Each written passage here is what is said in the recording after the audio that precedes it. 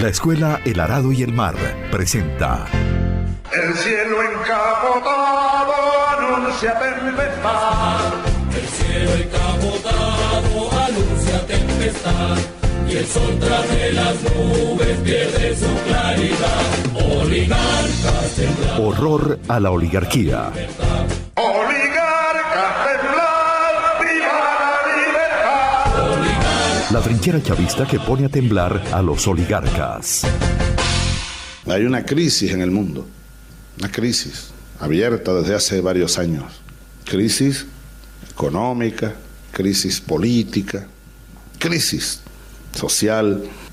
Ahora, la más grande crisis que tenemos es la crisis de ideas. Ahí está como la médula de todas las crisis. Crisis de ideas. Después del rico siglo XX, que fue un siglo rico en batallas, en ideas, en proezas, en avances, significativos avances en la búsqueda, de ese mundo nuevo, distinto, en ideas que se convirtieron en fuerza, que se convirtieron en combustible y que prendieron por este continente y por otros continentes. Así fue el siglo XIX, así fue el siglo XX también. Grandes revoluciones fundamentadas en ideas, batallas de ideas, como dice Fidel, trincheras de ideas. Ahora, a finales del siglo XX, ocurrió una verdadera hecatombe, no solo en lo político, no solo en lo social, no solo en lo económico, no, en el terreno de las ideas. Se perdieron, creo que casi todas las brújulas, llegaron no sé cuántos huracanes y se llevaron casi todos los mapas, se oscurecieron los horizontes, sin rumbo. El mundo entero cayó como en una vorágine, en un laberinto, en una cosa de esa hecatombe aquella de la perestroika y todo el desastre y la implosión y el derrumbamiento de la Unión Soviética y el socialismo llamado real. La Unión Soviética ya no existe, pero ahí está lo que fue, no desapareció. Ahí están los trabajadores, los científicos, los grandes talleres, los grandes avances, producto de una de las más grandes revoluciones de la historia, de ese siglo XX, tan rico en ideas, en la batalla de las ideas, en la búsqueda del socialismo. A mi entender, el único camino que nos puede permitir salvar el futuro de la humanidad, el socialismo. Porque el capitalismo es el camino a la destrucción de la vida, de la especie humana. Muy buenas. Horror a la oligarquía está en el aire. Está en elaradoyelmar.blogspot.com, más que una página, una escuela política con nuestros programas allí. Y en asociación con trincheraderosas.blogspot. Lo que no decimos aquí, lo dicen allá. El teléfono para recibir sus mensajes es el 0412-977-6761. Borrad el 0416. Mira, hay una cosa, un mensaje de Rosa, Trinchera de Rosa, Ajá. Que están preparando la respuesta a Temir. Temir Porras. Temir Porras hizo un artículo, publica ahí en su blog, en sus cosas, que habla sobre qué pasará y qué cambios habría que hacer. Para las próximas elecciones, o sea, en ese contexto, ¿no? Él supone. Pero él ya dijo lo que había que hacer, y mira cómo nos dejó. No, pero lo que él dijo. El pragmatismo. Espérese. Parecía que ella dijo. Espérese.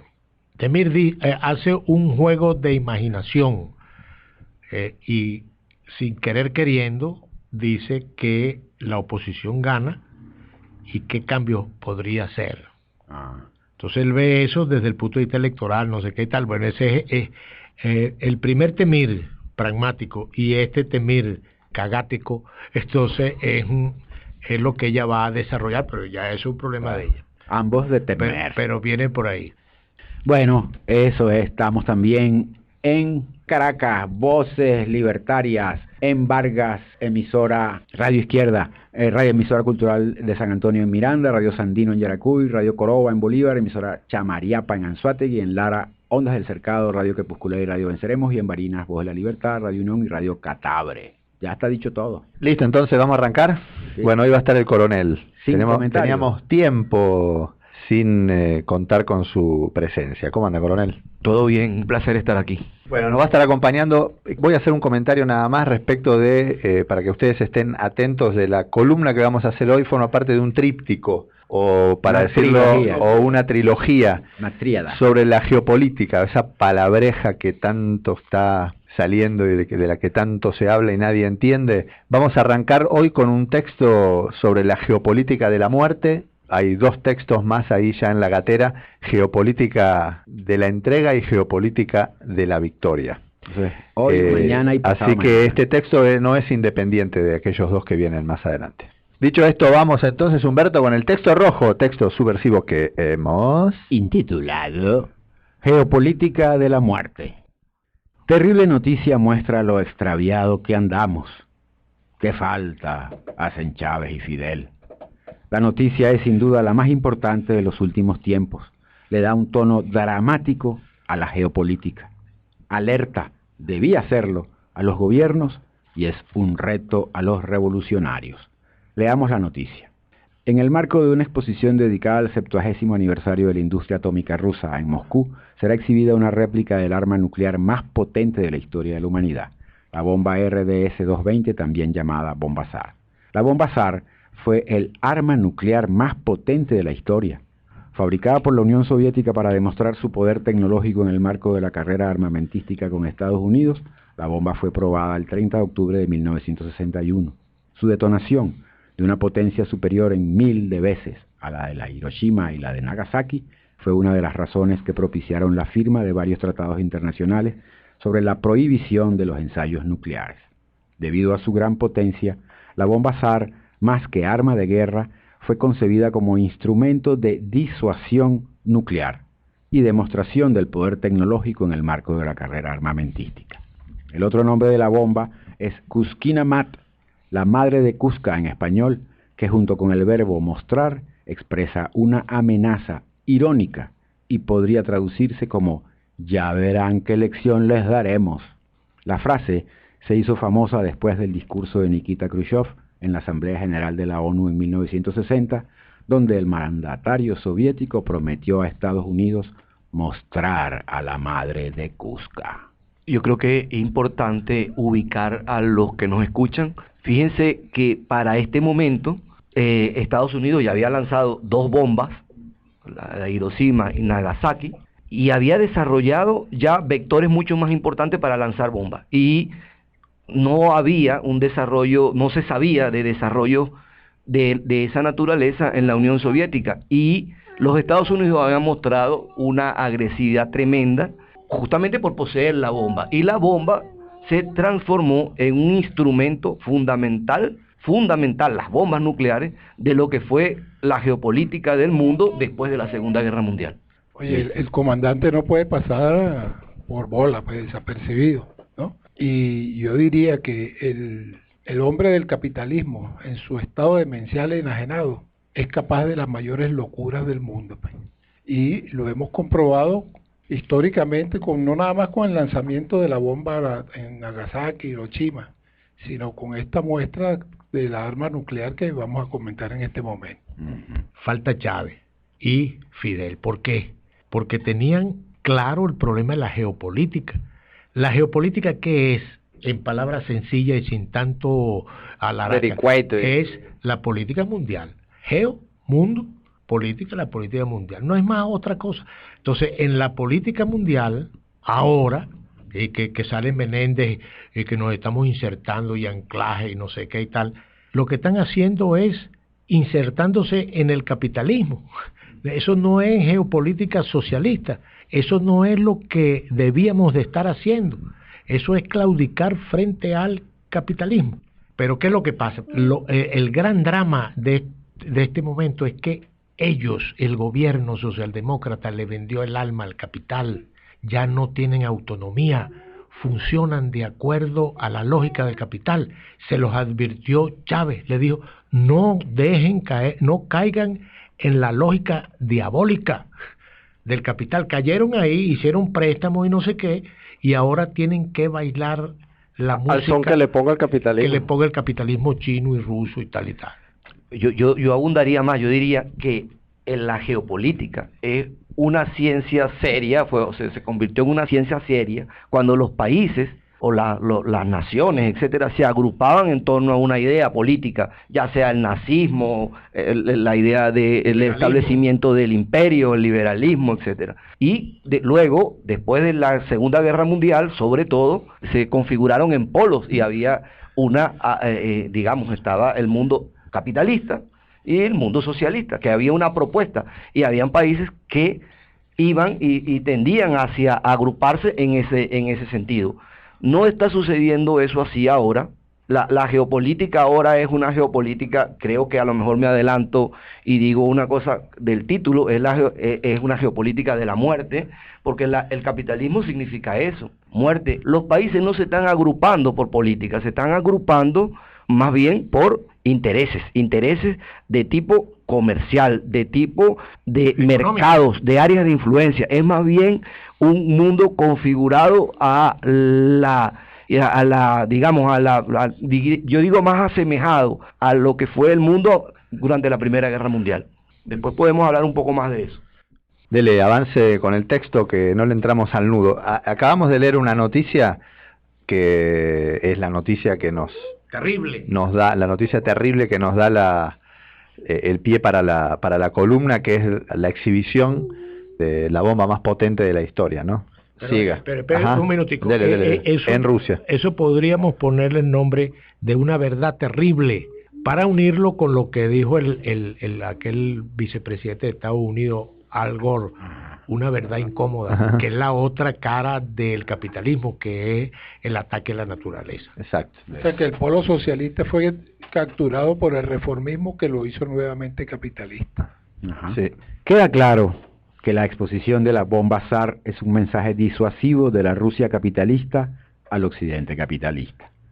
Volvió lo que se creía superado con la caída de la Unión Soviética, la Guerra Fría. La peligrosa carrera armamentista viene ahora no en forma de pugna del capitalismo contra el socialismo, sino como guerra intercapitalista. Sí, y ahí hay que decir algo, le voy a dar pie al coronel que de esto sabe, que justamente fue esa carrera armamentista la que desangró a la Unión Soviética.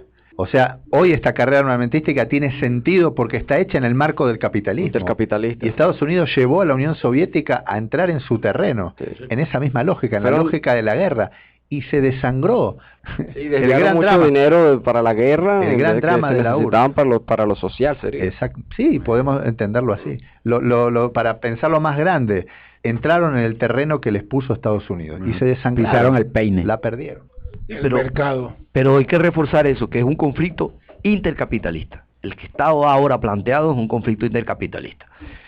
Se parece a la Guerra Fría porque involucra de alguna manera a lo que es Rusia y Estados Unidos como protagonistas o contendores fundamentales de esta pelea, de este nuevo conflicto que se está planteando en el mundo.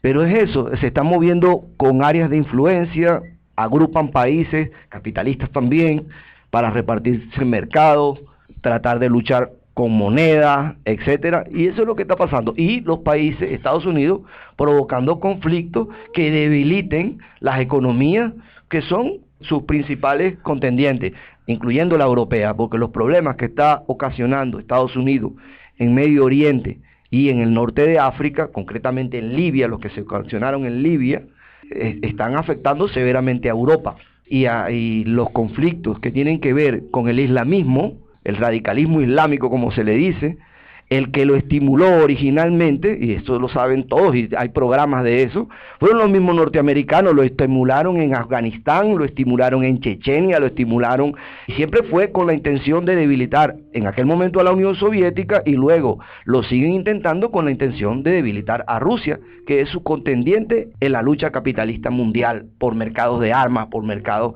de energía, por mercados de distintos tipos. No, y tal se parece a la Guerra Fría que sacan la bomba disuasiva que sacaron en aquella época. Sí. Por eso es que es terrible esa verdad. Están sacando el arma de... La desempolvaron. Sí, la desempolvaron. Le están diciendo al mundo, señor, nosotros tenemos armas nucleares de todo tipo y todo tipo de armamento. Es decir, no se metan con nosotros. No, y lo están haciendo en un momento en el que Rusia tiene un papel central en el rediseño del Medio Oriente. Pero fíjate tú lo que dice el coronel, que hay que acentuar que es una guerra intercapitalista. Ahora fíjate este detalle. La Guerra Fría era capitalismo con socialismo, una guerra fría. Y la Primera Guerra Mundial y la Segunda Guerra Mundial eran una guerra intercapitalista. O sea, parece ser que los capitalistas se enfrentan en guerras mundiales cuando tienen sus problemas. No es Guerra Fría. Esto se parece a la Guerra Fría, pero se parece mucho a la Primera y Segunda Guerra Mundial. Entonces sí, el título que es duro y van a criticar, mira, pesimista, no señor, es un título apropiado. Realista. La geopolítica de la muerte, hay que pararla. Fíjese, el elemento disuasivo nuclear fue tan fundamental en la Guerra Fría, y lo sigue siendo ahora, que los conflictos que se provocaron en aquel momento fueron conflictos llamados de baja intensidad. No fueron conflictos de manera abierta, porque siempre había el cuidado, pues de alguna manera, que se podían pisar intereses fundamentales de tipo geopolítico que estamos hablando, y se podría provocar la guerra. Eso pasó en la crisis de los misiles en Cuba, pudo haber pasado en Vietnam, pudo haber pasado en Corea, pudo haber pasado, que no fueron, uno dice, conflictos de baja intensidad, Corea, que murieron cerca de 2 millones de soldados, o Vietnam, que también fue un conflicto que se desangró un pueblo completo durante años seguidos, primero los franceses, después los gringos, etcétera, pero siempre estaba presente ese cuidado del elemento nuclear, porque estaba presente y está todavía presente. Rusia lo acaba de desempolvar. Era la coexistencia pacífica, o sea, se mostraban los colmillos, y se amenazaba, pero mantenían el equilibrio, o intentaban mantener un equilibrio.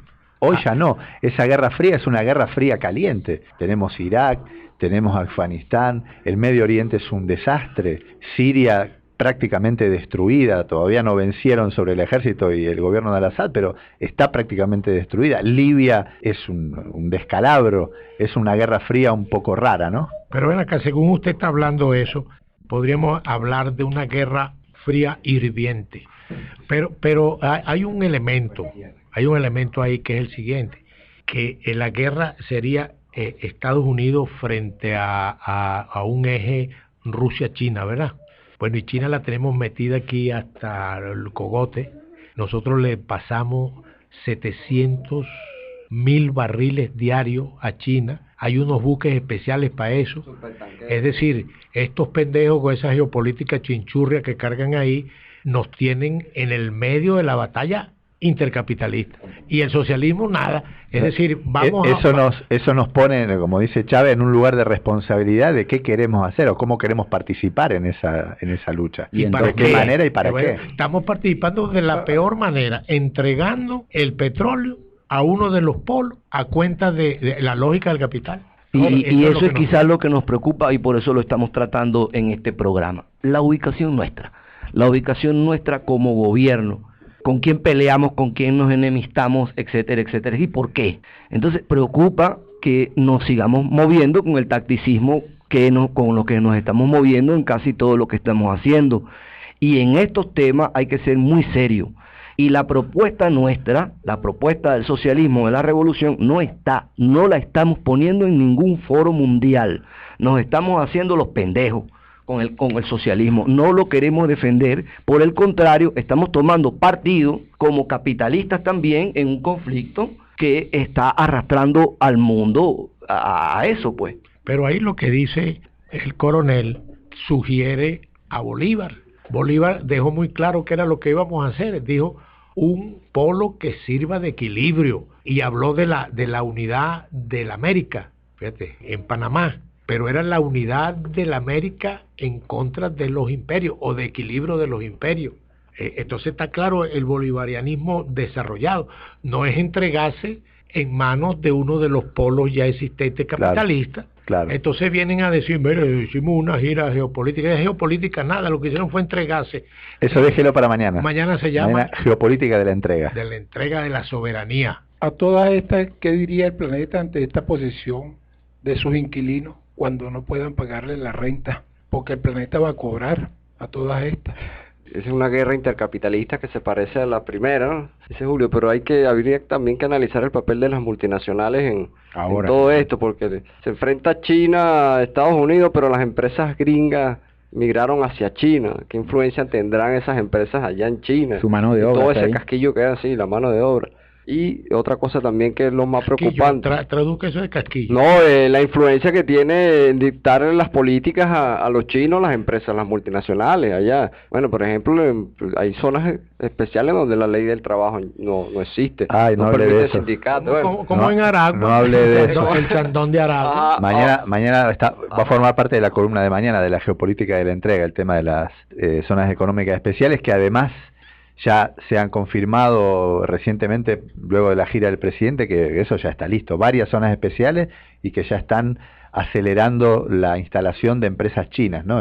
Confirmado ayer por el vicepresidente de Claro, pero la angustia de Sacudo, lo que va a pasar es lo que ya está escrito en los libros. El capitalismo entra en crisis periódica, va a entrar en crisis, y cada vez las crisis son más profunda.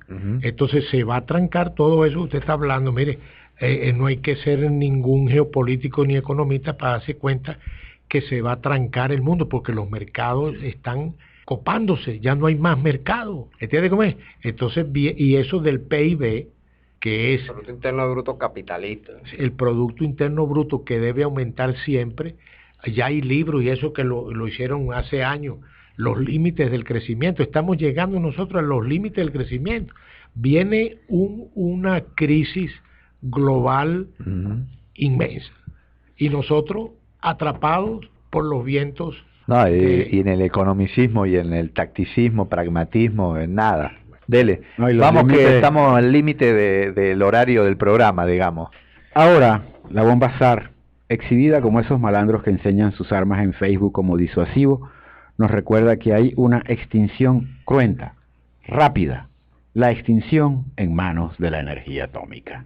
La responsabilidad de la revolución chavista es construir un polo que sea ejemplo, guía de una nueva manera de relacionarse los humanos entre sí y de estos con la naturaleza. Para decirlo en palabras de los clásicos, un humanismo y un naturalismo. Debemos ser ejemplo, potencia, por la calidad ética, humana del pueblo de Chávez, por la calidad social y la solución amorosa, fraterna a los problemas de la existencia. Un submarino nuclear cuesta $1.000 millones, cuesta más, etcétera, y eso lo sacan los rusos. Todo el armamento atómico debe ser condenado por nosotros como inmoral, como inhumano, como todo esto, todo lo que significa para la humanidad, que la humanidad esté en peligro, no haya salido del peligro nuclear, aún habiendo terminado Guerra Fría y todo eso. Eso es lo que nos debemos dar cuenta. Sigue habiendo en el mundo intereses que el capitalismo se disputa, y estamos en medio de eso sin una propuesta. Eso es el problema, sin siquiera condenar el armamentismo o teniendo posiciones incoherentes, diciendo que amamos la paz, pero de alguna manera nos metemos en esos conflictos y opinamos de esos conflictos como tirando una leñita ahí, y que nosotros también podemos de alguna manera alinearnos y colaborar con eso. Eso no es así, no es una posición seria, ni es una posición ética, no es una posición chavista, chicos. Pero lo grave de esto es que el gobierno, atrapado en la lógica del capital, no puede condenar la bomba de los rusos. Los rusos están agarrados por las bolas. Esa es la gran verdad, porque no hicieron caso de Chávez, porque nada más les gusta cuando Chávez dijo voten por Maduro, el resto no. Entonces, el plan de la patria, que habla muy claro en sus puntos sobre el quinto objetivo del plan de la patria, el quinto objetivo y tal, eso no está. Por cierto, chicos, y el libro de Ramonet, de Maduro, dijo, estoy haciendo un libro. Bueno, es de Ramonet. Bueno, de Ramonet y Maduro. De Ramonet y Maduro. Ya pasó el mes. De la dupla socialdemócrata. Anótalo ahí entre las cosas prometidas. Aquí tenemos el almanaque.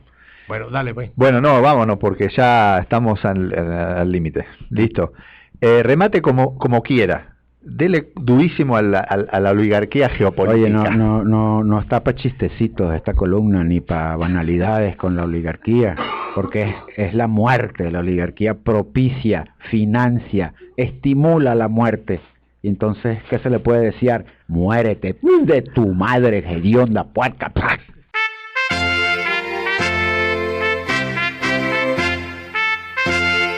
La Escuela El Arado y el Mar presentó El cielo encapotado anuncia tempestad. Horror a la oligarquía. La trinchera chavista que pone a temblar a los oligarcas. Oligarcas, temblad, viva la libertad.